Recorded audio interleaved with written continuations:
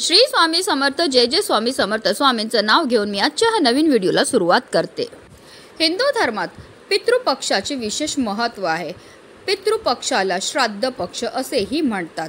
यंदा भाद्रपद महिन्यातील शुक्ल पक्षाच्या पौर्णिमेपासून म्हणजेच 7 सप्टेंबरपासून पितृपक्षाला सुरुवात होत आहे. तर पितृपक्ष अश्विन महिन्यातील कृष्ण पक्षाच्या अमावास्येपर्यंत असेल, म्हणजेच 21 सप्टेंबरला समाप्त होणार आहे. या दिवशी सर्व पितृ अमावास्या असणार आहे. ब्रह्मपुराणानुसार मनुष्याने पूर्वजांची पूजा केली पाहिजे आणि त्यांना तर्पण केले पाहिजे. श्राद्धाद्वारे पूर्वजांचे ऋण फेडले जाते. पितृपक्षात श्राद्ध केल्याने पूर्वज आनंदी राहतात. पितृपक्षात पूर्वजांच्या आत्म्याच्या शांतीसाठी तर्पण किंवा पिंडदान केले जाते. पितृपक्षात मृत्यूच्या तारखेनुसार श्राद्ध केले जाते. जर मृत व्यक्तीची मृत्यूची तारीख माहिती नसेल तर अशा परिस्थितीत अमावास्येला म्हणजे सर्व पितृ अमावास्येला श्राद्ध हे केले जाते. धार्मिक श्रद्धेनुसार जर पूर्वज आनंदी असतील तर जीवनात समृद्धी आणि संपत्ती येते. पण जर पूर्वज रागावले तर त्या व्यक्तीचे जीवन अडचणींनी भरलेले असते. पितृपक्षात दररोज तर्पण करावे, परंतु ज्यांचे पालक जिवंत आहेत त्यांना तर्पणाचा नियम लागू होत नाही. ज्यांचे पालक जिवंत आहेत त्यांनी दररोज सकाळी सूर्यदेवाला जल अर्पण करावे आणि त्यांच्या पूर्वजांचे आणि आवडत्या देवतांचे ध्यान करावे.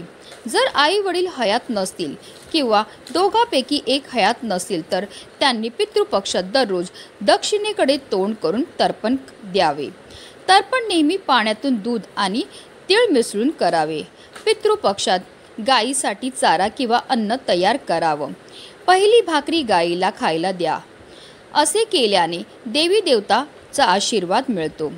शास्त्रामध्ये असे म्हटले आहे की पितृपक्षात पूर्ण भक्तीने गायीला चारा खाऊ घातल्याने श्राद्ध कर्माचे पूर्ण फळ मिळते आणि पितरही संतुष्ट होतात.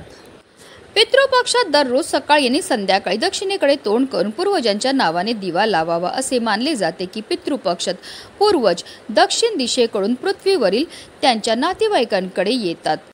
श्रद्धा या शब्दापासून श्राद्ध हा शब्द निर्माण झाला आहे. इहलोक सोडून गेलेल्या आपल्या वाडवडिलांना आपल्यासाठी जे काही केले त्याची परतफेड करणे अशक्य असते. त्यासाठी जे पूर्ण श्रद्धेने केले जाते ते श्राद्ध होय. पूर्वजांमध्ये देवताप्रमाणे वरदान आणि शाप देण्याची क्षमता असते असा उल्लेख गरुड पुराण आणि कठोपनिषद यासारख्या ग्रंथांत आढळून येतो. त्यामुळेच पूर्वजांना प्रसन्न ठेवण्यासाठी, कुटुंबातील सुख शांती समृद्धी कायम राहण्यासाठी आपल्याला आपल्या पितरांच्या नावाने पूजा, सेवा आणि दान हे करायचं आहे. आणि म्हणूनच पितृपक्षाच्या या 15 दिवसामध्ये आपल्याला फक्त एकदाच पिंपळाच्या झाडाला ही एक वस्तू अर्पण करायची. ही वस्तू अर्पण केल्यामुळे आपल्याला सर्व कामामध्ये यश तर मिळणारच आहेत, पण आपले पितृ आपल्यावर प्रसन्न होऊन आपल्याला ते सुखी संसाराचा आशीर्वाद देणार आहेत. त्यांच्या कृपेने आपल्या जीवनामध्ये असणारा प्रखरातला प्रखर पितृदोष नष्ट होऊन आपल्या संपूर्ण कुटुंबाची भरभरून अशी प्रगती होणार. तर ती कोणती वस्तू अर्पण करायची, कोणत्या वेळेत अर्पण करायची त्याबद्दल सविस्तर आणि महत्त्वाची अशी माहिती मी तुम्हाला या व्हिडिओमध्ये देणार आहे. तो व्हिडिओ पूर्ण पहा आणि जर तुम्ही चॅनलवर नवीन असतील तर चॅनलला सबस्क्राईब करा आणि शेजारी बेल आयकॉन सुद्धा प्रेस करा. पितृपक्षाच्या काळात सर्व पूर्वज पृथ्वीवर राहतात आणि त्यांची मुले त्यांच्यासाठी श्राद्ध, नैवेद्य किंवा पिंडदान इत्यादी करतील अशी त्यांची अपेक्षा असते. यापैकी काही केल्याने ते तृप्त होतात आणि आशीर्वाद देऊन परत जातात. जे लोक आपल्या पूर्वजांना संतुष्ट करत नाही त्यांना शाप मिळतो असे मानले जाते, ज्यामुळे त्यांच्या जीवनात अनेक प्रकारच्या समस्या निर्माण होतात. हिंदू धर्मग्रंथानुसार पूर्वजांच्या सदोष कर्माची फळं त्यांच्या वंशजांना भोगावी लागतात. यालाच आपण पितृदोष म्हणतात. ज्योतिषशास्त्रात आपल्या जीवनात अनेक प्रकारचे दोष असतात. त्यापैकी एक म्हणजे पितृदोष, ज्या व्यक्तींच्या पूर्वज सुखी नसतात त्यांच्या कुंडलीत हा दोष तयार होतो.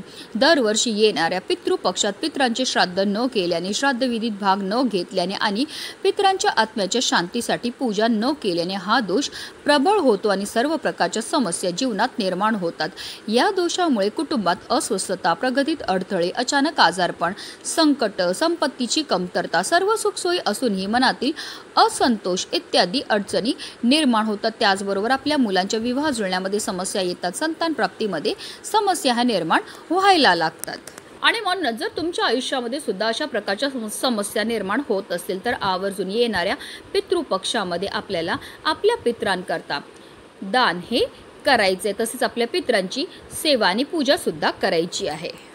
असं म्हटलं जातं की पितृपक्षामध्ये आपले पित्र मृत्यू लोकातून या भूतलावर येतात. ते कावळा, कुत्रा, गाय या रूपामध्ये असतात आणि ते आपल्याला पाहत असतात की आपण त्यांच्याकरता कोणते दान किंवा कोणत्या सेवा ह्या करत आहेत. आणि म्हणूनच पितृपक्षाच्या काळामध्ये आवर्जून आपल्याला पिंपळाच्या झाडाची पूजा आणि सेवा ही करायची आहे. धार्मिक मान्यतानुसार पिंपळाचे झाड भगवान विष्णूंचे दुसरे रूप मानले जाते. या झाडाला श्रेष्ठ देववृक्ष असे नाव मिळाले. पद्मपुराणात असे सांगितले आहे की जे लोक पिंपळाच्या झाडाला नमन करतात आणि त्याची प्रदक्षिणा करतात त्यांना खूप दीर्घायुष्य प्राप्त होतं. जे लोक पिंपळाच्या झाडाला पाणी अर्पण करतात त्याची या जगात केलेली सर्व पापं नष्ट होतात आणि मृत्यू पश्चात त्यांना स्वर्गाची प्राप्ती होते. पिंपळाच्या झाडाचं वर्णन त्रिदेव म्हणजेच ब्रह्मा, विष्णू आणि महेश यांचं निवासस्थान म्हणून केले जाते. भगवान विष्णू पिंपळाच्या झाडाच्या मुळाशी, भगवान शंकर झाडाच्या खोडात आणि ब्रह्माजी कपाळावर वास करतात असे म्हटले जाते. अशा परिस्थितीत जी लोक पिंपळाचं झाड लावतात आणि त्याचे रक्षण करतात, यासोबत श्रद्धेने आणि शुद्ध हृदयाने पिंपळाच्या झाडाला स्पर्श करून त्याची पूजा करतात, त्या भक्तांना धन, स्वर्ग आणि मोक्ष प्राप्त होतो. याशिवाय पिंपळाच्या झाडामध्ये आपल्या पूर्वजांचा सुद्धा निवास असतो. आणि म्हणूनच पितृपक्षाच्या या काळामध्ये म्हणजे या 15 दिवसामध्ये जर तुम्हाला शक्य असेल तर दररोज आपल्याला पिंपळाच्या झाडाची पूजा आणि सेवा ही करायची आहे. तर या पिंपळाच्या झाडाची पूजा करण्याकरता आपल्याला एक तांब्याचा कळश घ्यायचा आहे, त्यामध्ये शुद्ध पिण्याचं पाणी हे भरून घ्यायचं. त्या पाण्यामध्ये आपल्याला एक चमचाभर गाईचं कच्चं दूध टाकायचं. तसेच आपल्याला थोडेसे काळे तीळ सुद्धा टाकायचे आहेत, कारण काळे तीळ हे आपल्या पितरांना समर्पित असतात. आता पिंपळ वृक्षाजवळ गेल्यावर सर्वप्रथम आपल्याला हे जे जल आहे ते आपल्याला पिंपळ वृक्षाला अर्पण करायचं. एक धारेने आपल्याला जल अर्पण करायचं. जल अर्पण करताना निरंतर आपल्याला ओम पितृदेवाय नमः, ओम पितृदेवाय नमः या मंत्राचा जप हा करायचा. जल अर्पण करून झाल्यानंतर आपल्याला पिंपळ वृक्षाला 11 प्रदक्षिणा ह्या मारायच्यात. प्रदक्षिणा मारताना निरंतर आपल्याला ओम पितृदेवाय नमः या प्रभावी मंत्राचा जप हा करायचा आहे. त्यानंतर आपल्याला पिंपळ वृक्षाला आपल्या उजव्या हाताचा स्पर्श करायचा आहे. जर तुम्हाला तुमच्या पितरांचं नाव माहिती असेल तर नाव म्हणा, नाही नाव माहिती असेल तर आपल्याला ओम पितृदेवाय नमः या मंत्राचा जप करायचा आणि आपल्या आयुष्यामध्ये जी पण संकट आहेत, विघ्न आहेत, दोष आहे, दारिद्र्य आहे ते दूर करण्याकरता मनोभावे प्रार्थनाही करायची आहे. तसेच पितृपक्षाच्या या 15 दिवसामध्ये आपल्याला दररोज संध्याकाळी पिंपळ वृक्षाजवळ एक दिवा सुद्धा प्रज्वलित करायचा आहे. ही पिंपळ वृक्षाची सेवा केल्यामुळे आपले पितृ आपल्यावर प्रसन्न होत असतात, कारण असं म्हटलं जातं पितृपक्षाच्या या काळामध्ये आपले पितृ या भूतलावर येतात. ते कावळा, कुत्रा, गाय या रूपामध्ये असतात आणि ते आपल्याला पाहत असतात. आपण त्यांच्याकरता कोणत्या सेवा किंवा कोणते दान हे करत आहेत आणि ही पिंपळाच्या झाडाची पूजा आणि सेवा केल्यामुळे आपले पितृ आपल्यावर प्रसन्न होतात आणि आपल्याला ते सुखी संसाराचा आशीर्वाद देत असतात. जर तुम्हाला शक्य असेल पितृपक्षाच्या 15 दिवसांमध्ये दररोज पिंपळ वृक्षाची सेवा आणि पूजा करा. आता नाही शक्य असेल तर किमान एकदा तरी तुम्हाला आवर्जून पिंपळ वृक्षाची पूजा आणि सेवा ही करायची. म्हणूनच व्हिडिओ जास्तीत जास्त लोकांपर्यंत शेअर करा, जेणेकरून प्रत्येकाकडनं ही सेवा झाली पाहिजे हीच मनामध्ये इच्छा. श्री स्वामी समर्थ. जय जय स्वामी समर्थ.